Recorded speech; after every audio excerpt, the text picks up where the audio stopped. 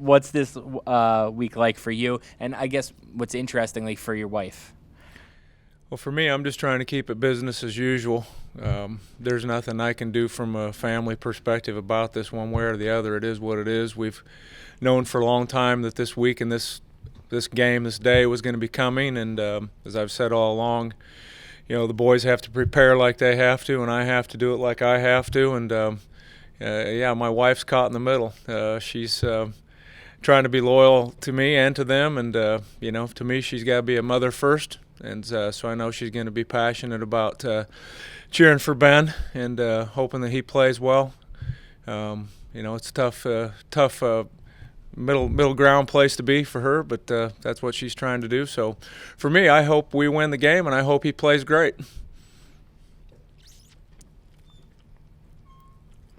Does it at all help, Jay, that the fact that obviously he's not on the side of the ball that you're trying to stop? Does that help at all psychologically for you? It does. It does. I'd sure hate to be scheming against one of my own kids.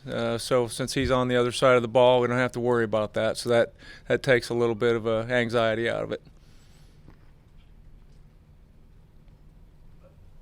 Saturday, Jay, with Iowa in that game against North Dakota State, obviously a telling stat was that they only rushed for, I think, 34 net rushing yards.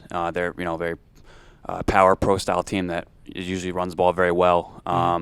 Anything you can take away from a blueprint that North Dakota State kind of laid for shutting down their run game? Or Well, North Dakota State is an exceptional football team. I know people that follow football realize that with all the national championships they've won consecutively and the success that they've had. Honestly, they could play in any BCS conference and fare pretty well for themselves, I think. So we have to keep that in mind. But they did a good job playing hard-nosed, tough, physical football. Held the line of scrimmage well. I will say this, Iowa had a couple offensive linemen not playing that game, not to take anything away from North Dakota State. My expectation is that those guys will be back, and that'll allow them to maybe be a little bit more effective at running the football like they're used to.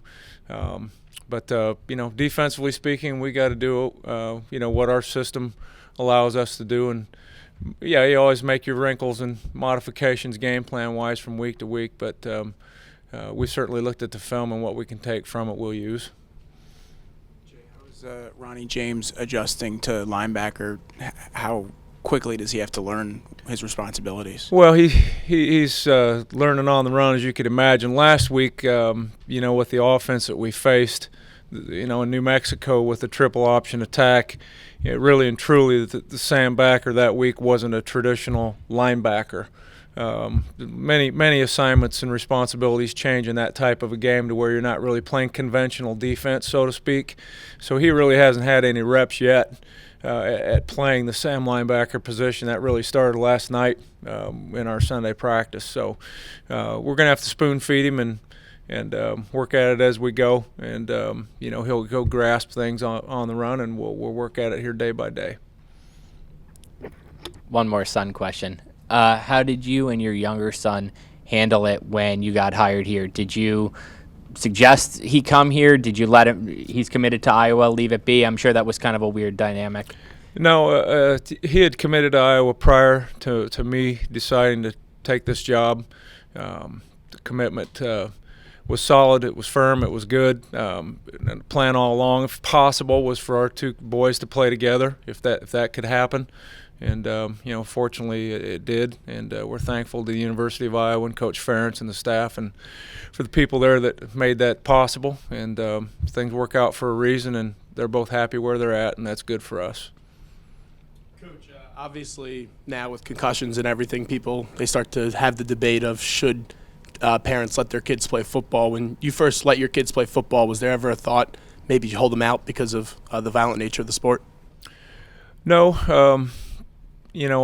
That's the short answer. Those things always cross your mind. Obviously, there's a risk involved with playing the game, and you never like to see anybody get hurt. But there's a lot of ways people can get injured. Football field's just one of those ways, one of those places, and so we just try to play fundamentally sound and teach fundamentally sound, and hope that you can stay away from those kinds of problems. There are no guarantees, obviously. Darius Hamilton said after the game the other day that his stamina is as good as it's been in a long time now that he was able to take off the green jersey. How much does it mean to that D-line to have him back to where he is right now? Well, it means a lot. He's a tremendous football player and a really good leader, and his quality of play these first 3 games has been very, very good.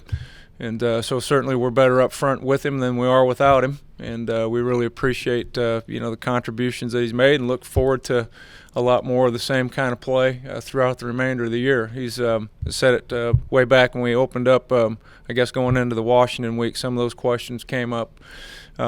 He's bigger, he's stronger, he's moving just as well as what he did before. And so in terms of just the overall quality of play, it's helped him and it's been really good. How much will you be talking to your sons this week leading up to the game, and how much do you talk to them about their games throughout the season?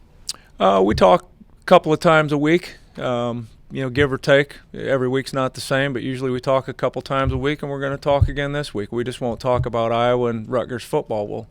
We'll talk about life. We'll talk about school. We'll talk about physically how they feel.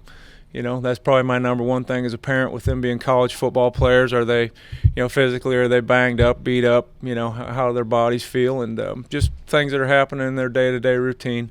Once we get through the game, hopefully there will be a chance to, group up out in the parking lot before they pull off for the airport and, get a chance to visit a little bit if the situation allows for it.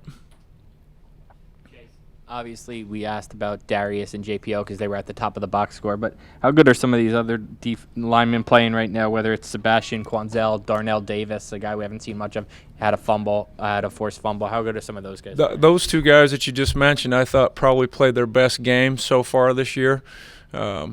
Sebastian really showed up with a lot of the interior runs that we had to try to stop against New Mexico.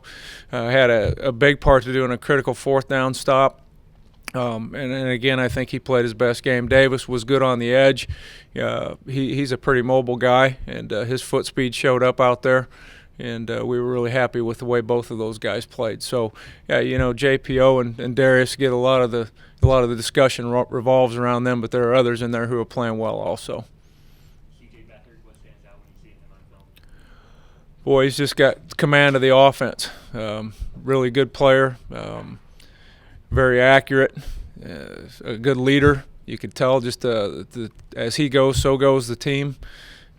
Just very, very impressed with him, having watched him both in person when I've been able to watch my sons play before I got here on bye weekends and things like that, as well as, since we've gotten here and studied the 3 games that we've seen on him this year. So very, very good football player, and chances are he'll have a chance to play beyond college. Okay, thank you guys.